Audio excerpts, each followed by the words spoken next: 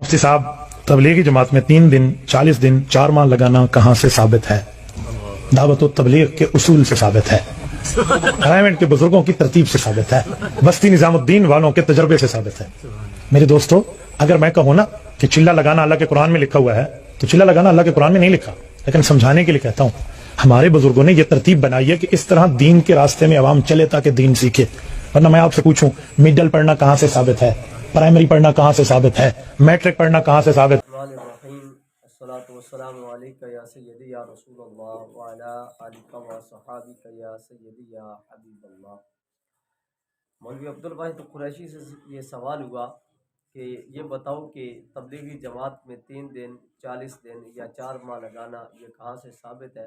तो मौलवी अब्दुल वाहिद कुरैशी ने उसका अजीब व गरीब जवाब दिया, और मैं समझता हूँ कि ये देवबंदी ज़ुर्रियत का एक तुर्रा इम्तियाज़ है कि जब कुरान और सुन्नत इनके पास ना हो, या इनके अपने मज़हब पर ज़द आती हो, या जो बात इनके मज़हब के मुताबिक हो, तो ये मुख्तलिफ़ उसूल, मुख्तलिफ़ कानून और मुख्तलिफ़ मसाइल को अपने पास से घड़ते हैं और घड़ कर आवाम के सामने लाते हैं।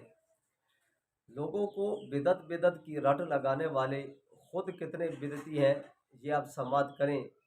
आपने किया समात, इसमें क्या आप उसने कहा, कहता है कि तबलीगी जमात में 40 दिन 3 दिन 4 माह तक लगाना ये दावत व तबलीग के उसूल से साबित है, यानी अपने ही घर से सारा कुछ साबित है, रायविंड के बुजुर्गों से, बुजुर्गों की तरतीब से साबित है, और आगे कहता है बस्ती निज़ामुद्दीन वालों के तजर्बा से साबित है।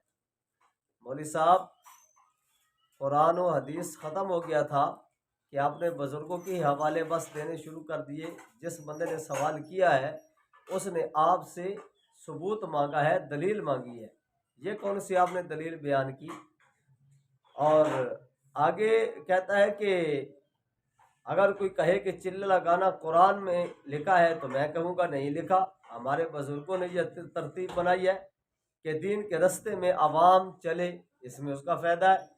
अब ये देखिए कि ख़ुद ये बात मान रहा है कि कुरान में ये बात नहीं लिखी, कुरान में ये हुक्म मौजूद नहीं है, और आगे क्या कहता है कि हमारे बुजुर्गों ने ये तरतीब बनाई।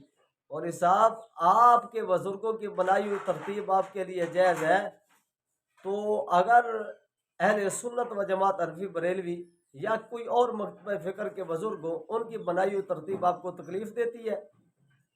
अपनी तरतीब के लिए तो अपने ही उसूल, अपनी तरतीब के लिए अपने कानून, अपनी तरतीब के लिए अपनी दलील और अपनी शरीयत, लेकिन जब दूसरों की बारी आती है तो उस वक़्त एक एक गिठ लंबी ज़ुबान बाहर निकाल कर तुम अहले सुन्नत व जमात पर मुख्तलिफ़ किस्म के इल्ज़ामात लगाती हो। मिलाद शरीफ की बारी आई तो उस वक़्त कहाँ लिखा है? ना नबी ने मनाया, ना सहाबा ने मनाया। सिद्दीक़ अकबर की ज़िंदगी में इतनी मरतबा आया, उमर फ़ारूक की ज़िंदगी में इतनी मरतबा आया, हज़रत उस्मान गनी के दौर में इतने मरतबा आया, मौला अली के दौर में इतनी मरतबा आया, उन्होंने नहीं मनाया, तुम क्यों मनाते हो? अब अपने लिए सारा कुछ जायज़ हो गया। यहाँ पर वो आपको कानून याद नहीं रहा जो अहले सुन्नत व जमात के लिए आप कानून बयान करते हैं। और आपने ये भी कहा कि जी कुरान में मौजूद नहीं है, तो हम यही कहते हैं कुरान में मौजूद नहीं है, हदीस में मौजूद नहीं है।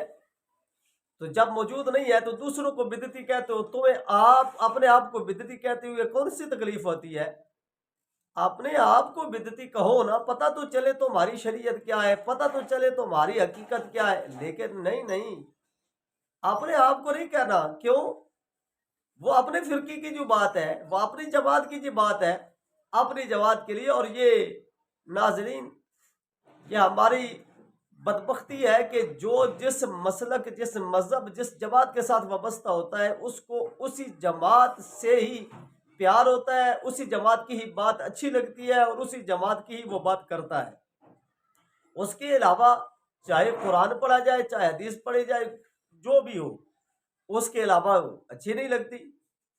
और इन देवबंदियों का के मकर की कोई हाथी नहीं है, जिसे चाहे उसको जायज़ करार दें और जिसे चाहे उसको बिदअत, हराम, शिर्क करार दें। असल बात यह है کہ ان کو یہی ہے کہ ہماری جماعت میں کیا ہے، ہمارے فرقے میں کیا ہے، ہماری تبلیغ میں کیا ہے، اپنی بات ہے، قرآن کی بات ان کے پاس نہیں ہے۔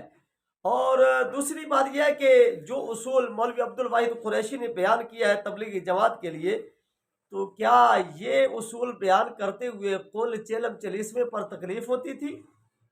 یہ برسی پر، میلاد پر، 11ویں پر بیان کرتے ہوئے کون سی آپ پر مصیبت آ رہی تھی کہ اس وقت تو آپ نے کہا کہ وہ چیز دن کا تعین کرنا شریعت میں موجود نہیں ہے، اور دن کو معین کرنا یہ ٹھیک نہیں ہے، آپ نے کیوں کیا؟ تو اب ہم اب سے سوال کرتے ہیں کہ جب دن کا تعین کرنا، کسی ایام کو معین کرنا یہ ٹھیک نہیں ہے، تو مولوی صاحب پھر ابھی یہ بتاؤ کہ آپ ایسا کیوں کہہ رہے ہو کہ جناب یہ 3 دن یا 40 دن یا 4 ماہ لگانا یہ جناب والا تبلیغی جماعت میں دعوت و تبلیغ کے اصول سے ثابت ہے، ریونڈ کے بزرگوں سے ثابت ہے، نظام الدین والوں کے تجربے سے ثابت ہے؟ اپنی مرتبہ تو یہ اسے کہتے ہیں کہ میٹھا میٹھا ہپ ہپ اور کڑوا کڑوا تھو تھو۔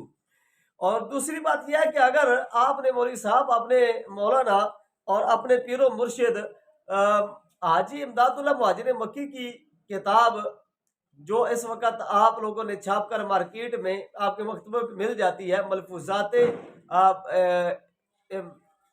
کلیات امدادیہ، تو کلیات امدادیہ کا ہی آپ مطالعہ کر لیتے تو حاجی امداد اللہ مہاجر مکی نے تو وہاں پر یہی بات لکھی ہے کہ رہی یہ بات کہ کل کرنا، چیلم کرنا، برسی کرنا، 11ویں کرنا، عرس کرنا، ان کے ایام مقرر کرنا، تو یہ تجربہ سے ثابت ہے۔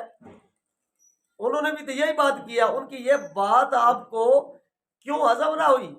کیوں نہ اس بات کو آپ نے دلیل بنایا کہ جناب اس بات کی وجہ سے ہمارے بزرگوں نے لکھا ہے؟ یہ بھی تو آپ کے بزرگ ہی ہے نا۔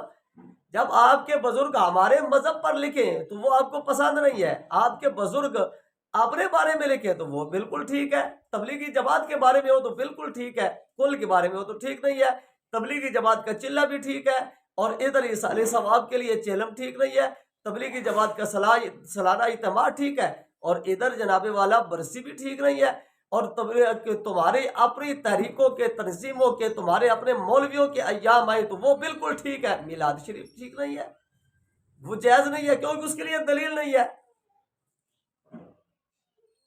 نجدیا کیا سخت ہی گندی ہے طبیعت تیری، کفر کیا